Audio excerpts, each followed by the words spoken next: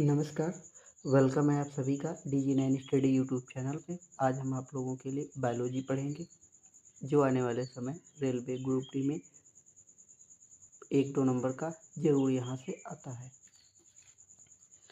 जीव विज्ञान यानी बायोलॉजी। बायोलॉजी में क्या होता है? इसमें जीवधारियों का अध्ययन किया जाता है। बायोलॉजी शब्द का प्रथम बार प्रयोग लैमार्क और ट्रेवेरस ने 1802 में किया था। कहीं कहीं 1801 भी लिखा होता है। बायोलॉजी ग्रीक भाषा का एक शब्द है। बायोस जिसका अर्थ होता है लाइफ, लोगस जिसका अर्थ होता है अध्ययन यानी स्टडी। जीव विज्ञान के पिता हैं अरस्तु। आधुनिक जीव विज्ञान के पिता हैं डार्विन या लैमार्क। भारतीय पुरा वनस्पति विज्ञान के जनक हैं बीरबल साहनी। जीव विज्ञान को हम 2 भागों में बांटते हैं, जंतु विज्ञान और वनस्पति विज्ञान। जीव का मतलब होता है एनिमल, लोगस का अर्थ होता है स्टडी। उसी तरीके बॉटनी यानी कि बॉटनी ग्रीक भाषा का एक वर्ड है, शब्द है, और इसका अर्थ होता है चरना। इसमें हम जंतुओं का अध्ययन करते हैं, इसमें हम पौधों का अध्ययन करते हैं। जंतु विज्ञान के जनक अरस्तु हैं, वनस्पति विज्ञान के जनक थियोफ्रेस्टस हैं। अरस्तु की पुस्तक हिस्टोरिया एनिमेलिया है। उसी तरीके से थियोफ्रेस्टस की पुस्तक हिस्टोरिया प्लांटेरम इन्होंने बुक लिखी है। प्राचीन चिकित्सा पद्धति इसमें चरक के द्वारा ली गई है और आधुनिक चिकित्सा पद्धति हिप्पोक्रेट्स के द्वारा दी गई है। भारतीय वनस्पति विज्ञान के जनक विलियम रक्समबर्ग हैं। चार्ल्स डार्विन का जन्म इंग्लैंड में हुआ था। मानव विकास का इन्होंने सिद्धांत दिया यानी इवोल्यूशन थ्योरी को दिया।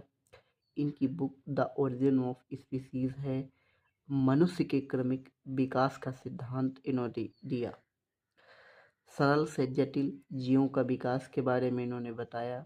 इसके बाद डॉक्टर अरविंद खुराना हैं, जी हैं। इन्होंने प्रयोगशाला में जीन का संश्लेषण किया और कृत्रिम जीन को भी इन्होंने बनाया।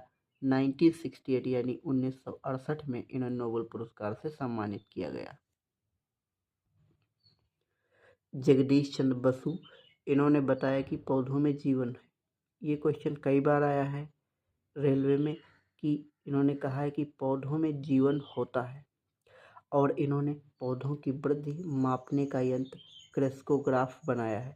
यह भी क्वेश्चन आता है कि पौधों की वृद्धि मापने का यंत्र किस वैज्ञानिक ने बनाया है, तो जगदीश चंद्र बसु ने ये यंत्र बनाया है। जीवधारियों के लक्षण।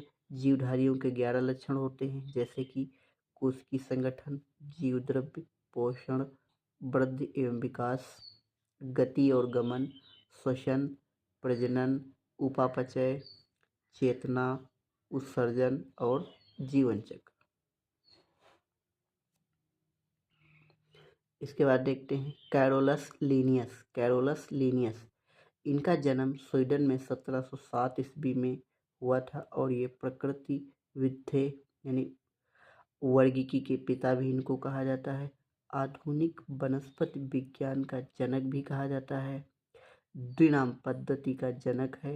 इनकी पुस्तक जोनेरा प्लांटेरम, फिलासिका वाटनिका, सिस्टेमा नेचुरी, ये इनकी सभी पुस्तकें हैं। इसके बाद हम पढ़ते हैं सपनों का अध्ययन, ओरिनोलॉजी कहलाता है।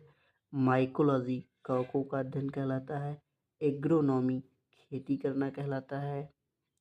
झीलों का अध्ययन लिम्नोलॉजी कहलाता है। डेमोग्राफी मानव जनसंख्या के आंकड़ों का अध्ययन कहलाता है। डेंड्रोलॉजी झाड़ियों का अध्ययन कहलाता है। एंटमोलॉजी कीटों का अध्ययन कहलाता है। इक्थियोलॉजी मछलियों का अध्ययन कहलाता है। और मिथोलॉजी यानी पक्षियों का अध्ययन कहलाता है। माइकोलॉजी यानी कि कवकों का अध्ययन किया जाता है इसमें। फाइकोलॉजी इसमें शैवालों का अध्ययन किया जाता है। जीवाश्मिकी इसमें जीवाश्मों का अध्ययन किया जाता है।